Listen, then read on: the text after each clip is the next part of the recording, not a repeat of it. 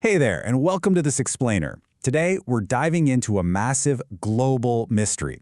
It's really a story of cause and effect, of hidden forces, and of decisions made in faraway rooms that directly dictate how much money stays in your wallet.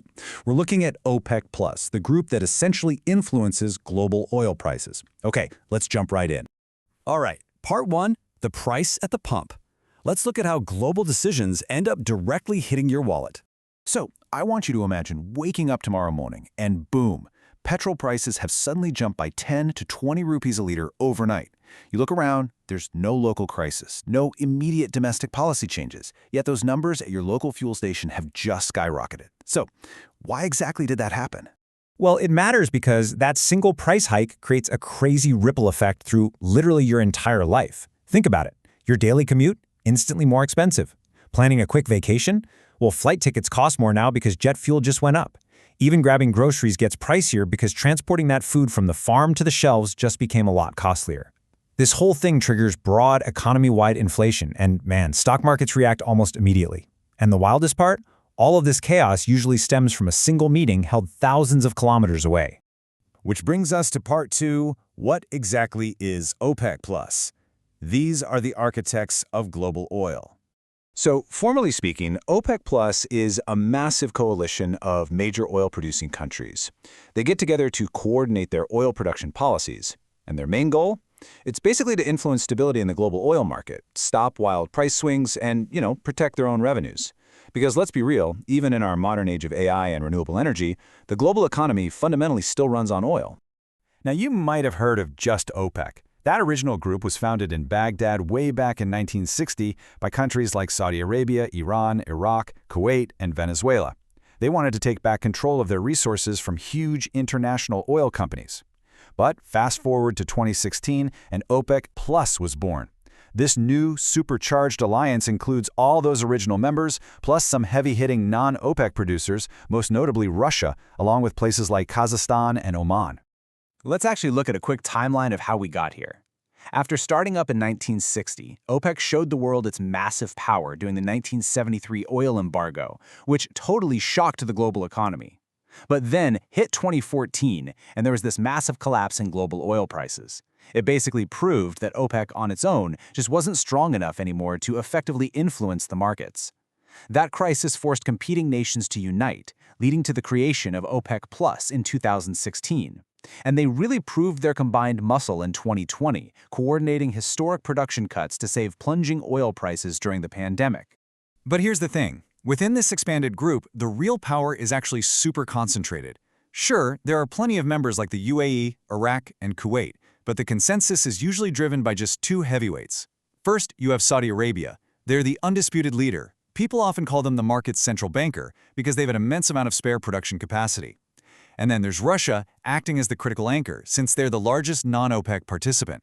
When those two align, that's what makes OPEC Plus an absolute force to be reckoned with. Moving on to part three, how production quotas work. Let's break down the mechanics of supply and demand. Okay, let's skip the complex economic jargon for a second. Just imagine a bunch of farmers growing the exact same crop. If every single farmer produces too much wheat, the market gets flooded and the price absolutely crashes. But if they produce too little, people panic and prices skyrocket, right? So, to avoid that mess, the farmers meet up and agree on exactly how much they're all going to grow. Well, OPEC Plus applies this exact same principle, just on a massive scale with the world's oil supply. So how does this actually play out behind closed doors? It's a step-by-step process. First, their technical committees crunch the numbers, analyzing global economic trends, checking inventories, and forecasting future oil demand. Then, the energy ministers from these nations get together and negotiate the overall targets. Here's the critical part. They assign specific production quotas, basically telling members to either pump more oil or, much more commonly, pump less. And finally, as that physical supply changes, global markets react instantly. And I really want you to remember this point. Because oil is a globally traded commodity, it's incredibly sensitive. Like a really small change in supply can create a massive movement in prices. A coordinated decision to cut production over in the Middle East, that is going to hit fuel prices in New York, London, or Delhi in just a matter of days. It's pretty wild. All right, part four, the global ripple effect. This is how importing nations really feel the burn. When OPEC Plus actually manages to restrict supply and drive up prices, the geopolitical winners and losers become super obvious. On one side, oil exporting countries see their national revenues swell. Major energy giants, think Saudi Aramco, ExxonMobil, Shell, their profits go through the roof. But the losers? They're just as clear-cut. Import-dependent countries face severe economic strain, and any industry heavily reliant on fuel, like airlines or global logistics firms, they just watch their operating costs absolutely explode. Let's look at a prime example of a massive consumer, India. Now, India isn't an OPEC Plus member, but since it's one of the world's largest oil consumers and importers, it's completely at the mercy of these quotas. They rely heavily on imported crude. So when OPEC Plus raises prices, India's import bill soars, which severely widens its national trade deficit. That expensive energy bleeds into the cost of literally everything, triggering widespread inflation. Actually, it's exactly this vulnerability that is pushing India so aggressively toward electric vehicles and renewable energy right now. We are literally talking about billions of dollars here. That is what's at stake. Energy markets, investors, governments, they all obsess over every single OPEC Plus meeting and market report.